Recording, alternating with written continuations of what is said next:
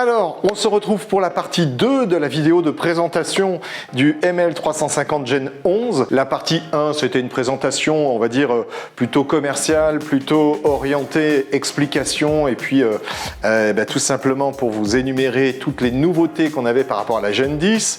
On a survolé un petit peu les gammes, les différentes gammes qu'on avait depuis 1998 en Proliant ML350.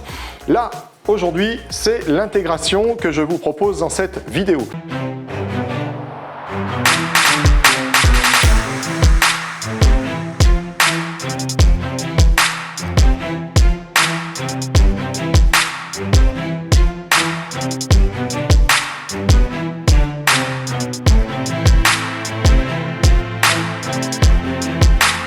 Alors, je vous ai mis le serveur à plat. En gros, c'est un petit peu comme il va être bientôt dans la baie de notre client. Comme ça, vous avez, je l'espère, une vue assez large, bien sûr tout ce qui se passe en dessous. Je vais peut-être même le bouger encore un petit peu. Voilà. Donc, qu'est-ce qu'on a ici? On a toute la série de ventilateurs. Alors, pour l'enlever, c'est très simple. On enlève les deux petits loquets. Et voilà, alors ouais, je vais pas l'enlever trop parce que on a quand même les câbles ici qui sont à débrancher. Alors bon, vu qu'il y en a quand même tout un tas, on va rester comme ça. Là au moins vous avez une super vue sur l'intégralité de la carte. Je vais vous enlever également cette partie-ci qui est, regardez, je vous le montre, c'est la carte PCI Riser que vous avez à l'intérieur dans laquelle on va pouvoir brancher donc 4 cartes PCI Express. Là, on va rien brancher du tout dessus parce que le client n'en a pas besoin. Mais si on avait le besoin, vous voyez qu'on peut déjà en brancher 4. Et puis, on en a 2 qui peuvent se brancher aussi au-dessus. Donc, là, déjà, ce que je vais vous montrer, c'est les emplacements mémoire. J'espère que vous les voyez bien. Vous avez 16 emplacements mémoire ici et 16 emplacements mémoire ici. 32 emplacements, pour rappel, 8 Tera de mémoire vive au maximum. Il y a de quoi voir venir. Vous avez ici le grand radiateur qui va être refroidi à l'aide des ventilos qui sont juste là. En dessous, il y a le premier processeur, donc le 4416+, que vous voyez ici avec 20 cœurs et 2 GHz de fréquence. Alors, ces emplacements-là, les 16 qui sont ici, sont pour ce processeur, le processeur numéro 1. Les 16 qui sont ici sont pour le processeur numéro 2. Comme vous voyez, il n'est pas peuplé, mais on pourrait évoluer vers 2 processeurs et jusqu'à 32 mémoires installées dans ce serveur. Alors, c'est la première chose que l'on va faire. On va peupler la mémoire. Comme je vous l'ai dit dans la précédente vidéo, on a ici sur ce synoptique les 16 emplacements qui vont correspondre à mon processeur. Bon, cela étant, c'est pas si simple que ça. En fait, les 16 emplacements, ils sont à peupler d'une façon très précise selon que vous ayez en fait 2 barrettes mémoire, 4 barrettes mémoire, 6, etc. En l'occurrence, nous, on a un total de 6 barrettes mémoire. Il y en a une première qui est installée ici dans une banque blanche. Alors la banque est essentiellement noire, mais avec les petits loquets de fixation ou de blocage qui sont blancs. C'est très important en fait de respecter ce que vous avez remarqué. Ici, vous le verrez peut-être pas mal, de respecter tout simplement le peuplement tel qu'il l'indique, pour avoir d'une part, on va dire, la meilleure exploitation channel de tous ces channels de communication avec le processeur, et puis pour pouvoir évoluer vers de la redondance de mémoire, vers du failover, enfin bref, vous voyez, la gestion des mémoires. Donc, c'est ce que je vous propose de faire tout de suite. On a donc des product numbers, ça va de soi, mais on a surtout des serial numbers sur ces mémoires-là, qui fait que on va les peupler dans un ordre bien logique pour qu'on sache précisément si un jour il y avait un dépannage à faire, que dans telle banque mémoire on a tel serial number et qu'on n'en a pas un autre. Normalement on a tout ça en îlot, mais voilà, quand on est sur place, si le serveur n'était pas fonctionnel, on sait au moins comparer à nos feuilles tout simplement. Et d'ailleurs, je vais commencer par noter le serial number de la barrette mémoire qui a été installée par HPE, et on se retrouve juste après. Voilà, c'est noté. Alors, on repositionne la mémoire, on fait bien attention à ce que l'on touche. Hop là, voilà, il y a des détrompeurs, tout simplement. C'est fait. Ensuite, on va respecter l'ordre qu'on avait justement élaboré lors de la prise des serial numbers. C'est-à-dire que là, dans l'emplacement 14, je vais donc insérer cette barrette mémoire qui va se situer sur l'avant-dernière banque blanche. OK.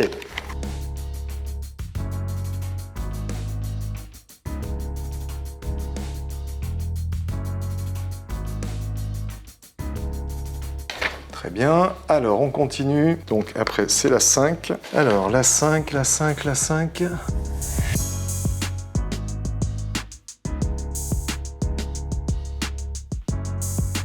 Très bien, ensuite la 7, la 7, la 7, la 7.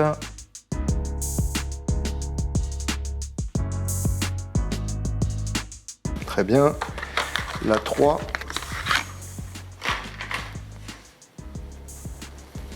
La 3, la 3, la 3.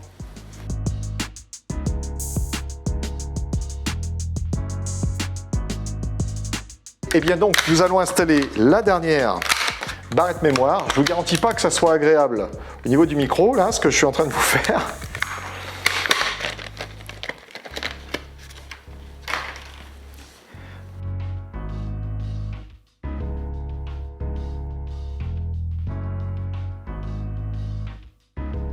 Voilà, donc comme vous l'avez remarqué, ce sont que les banques blanches qui sont peuplées, et encore pas toutes, parce que ça dépend évidemment du nombre de barrettes mémoire que vous installez, et puis après vous passez au noir dans l'ordre qui est indiqué également sur le document. Voilà, pour cette étape, eh bien c'est tout. Alors maintenant, il ne reste plus qu'à remettre les ventilos et nous mettre la cage des cartes, et on va peupler bien tout simplement les disques, et l'alimentation, et puis ça sera tout pour cette courte vidéo. Je l'espère qu'elle sera courte, hein, on verra s'il n'y a pas d'ennui. Allez, je reclippe donc l'intégralité des ventilateurs, ça c'est en place, la connectique l'est toujours, pas de souci. Eh bien écoutez, on remet la petite cage des cartes dans les petites fentes qui vont bien. Normalement, ça devrait se situer à peu près par là. Voilà, hop, c'est en place, pas de problème. Allez, je vous le retourne et on peuple au niveau des disques. Voilà, donc on se retrouve pour l'avant-dernière étape, le remplissage des disques.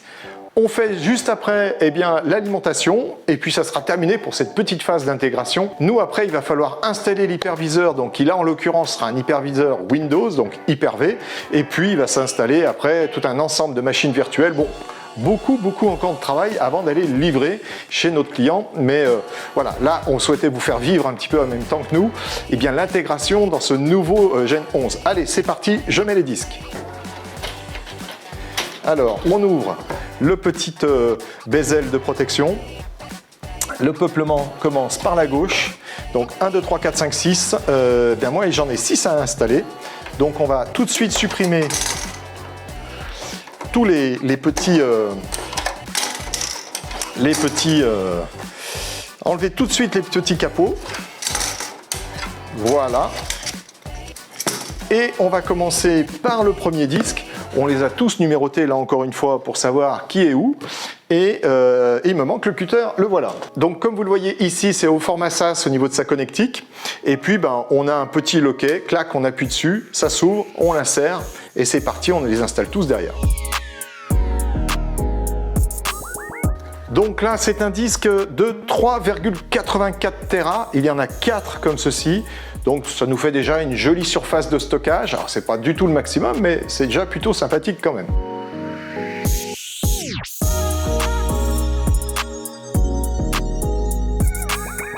Voilà, donc le dernier est en place. C'est plutôt sympathique. Ce qu'on fera, c'est qu'en fin de vidéo, comme pour les ordinateurs portables, on vous fera fonctionner le serveur. Alors ça sera peut-être pas sur cette table, mais on vous fera fonctionner le serveur et on vous fera une petite vidéo du serveur en fonctionnement. Voilà, alors c'en est tout pour cette phase-là. Je le retourne une dernière fois pour installer l'alimentation, mais ça va nous prendre vraiment 2 secondes. Allez, je le retourne. Voilà. La dernière étape, on installe l'alimentation. Alors vous allez halluciner quand vous allez voir la taille de l'alimentation. Je vous rappelle que ce sont des alimentations 1000 watts. Entendez bien, 1000 watts. Vous allez voir la taille, tout simplement, de la lime. Vous allez vous dire, mais c'est pas possible. Comment on peut faire une alimentation de 1000 watts aussi petite, alors que moi, dans mon ordinateur, à la maison, j'ai une alimentation de 500 watts qui est déjà énorme. Si vous avez un PC en tour, hein, évidemment, si vous avez un ordinateur de type NUC, bon, là, l'alimentation n'est pas très grande, c'est sûr. Alors, vous êtes prêts? Alors, déjà, il faut que je parvienne à l'enlever. Je peux vous dire que, voilà. Alors, je maintiens un peu le suspense. Hein. La voici. Alors, j'ai pas le poids là au moment où je tourne cette vidéo. 1000 watts, tout petit, et pourtant 1000 watts. Voilà. Donc, on va l'insérer, eh bien, dans le châssis, juste à l'arrière, et juste en dessous, finalement, de l'alimentation qui est déjà présente. Donc, vous la voyez ici, bien, sans son sachet plastique, avec la connectique que vous avez juste là, qui permet, eh bien, de faire communiquer l'alimentation avec l'arrière de l'allume. Hop, on enlève donc le petit cache et on va plugger tout cela comme ceci, très simplement. C'est fait, vous voyez, c'était quand même pas l'opération la plus complexe. Il me reste une dernière petite pièce à vous montrer, c'est ce détecteur d'intrusion. Alors ce détecteur d'intrusion nous sert tout simplement à être informé, eh bien, si quelqu'un ouvrait le capot. Et dès que quelqu'un ouvre le capot du serveur, clac, ça nous envoie une alarme et ça peut être bien pour le traitement du SAV, pour savoir ce qui s'est passé, à quelle heure ça a été éteint, à quelle heure ça a été ouvert, si ça a été ouvert, etc. Voilà, c'est ce qu'on appelle un détecteur d'intrusion. Alors, je ne l'ai pas connecté tout simplement parce que, eh bien, HP ne nous indique pas précisément où aller fixer le petit interrupteur qui est ici. Alors, autant la connectique, je sais très bien où ça se fixe, autant cela, j'ai un petit doute. Donc, on va pas faire l'apprenti sorcier, on va se renseigner et puis on le mettra après. Voilà, c'est ainsi que se termine cette vidéo. Alors, normalement, elle n'aura pas été très très longue, mais j'espère vous avoir fait découvrir un tout petit peu plus de choses au niveau du monde serveur. Habituellement, les présentations qui sont faites par les fabricants, c'est plutôt orienté vraiment très produit. D'ailleurs, vous voyez la façade, vous voyez une animation, mais vous voyez, à mon sens, pas comme je vous l'ai montré ici. Donc, j'espère que ça vous aura intéressé. Ça sera déjà la première en Gen 11. S'en suivra, je l'espère, beaucoup d'autres. Alors, comme promis, je vous rajoute ce petit plan que vous voyez en fait un peu de profil pour le coup. Vous dire que, on a réussi à trouver là où allait le détecteur d'intrusion, et surtout pour vous dire que j'avais oublié de vous parler de 3 connecteurs, me semble-t-il, à l'intérieur. Je prends la petite clé qui va bien, et tout simplement, j'enlève le bezel pour vous montrer ces fameux connecteurs. Vous avez en fait ici un petit connecteur ILO de service qui nous sert donc à administrer sur différents thèmes la partie serveur via ILO. Et puis vous avez un port USB 3.2 qui est juste là en Gen 1, donc c'est un petit port de 5 Gigabits, peu importe. Et juste ici un DisplayPort qui peut servir à brancher un écran externe. Quand vous ne voulez pas du VGA à l'arrière, vous avez le DisplayPort à l'avant. Voilà. C'était tout pour cette petite intrusion dans cette vidéo. Maintenant, vous allez voir les petits plans coupe qu'on va faire, et bien justement pour vous montrer le serveur en fonctionnement, avec le petit détecteur d'intrusion, avec les petites LED qui fonctionnent juste en haut et juste en bas par rapport au disque qu'on a installé depuis la première vidéo. Et je vous remercie de l'avoir suivi. Je vous dis à la prochaine. Prenez soin de vous, abonnez-vous, likez, partagez. Bref, à très bientôt sur une future vidéo.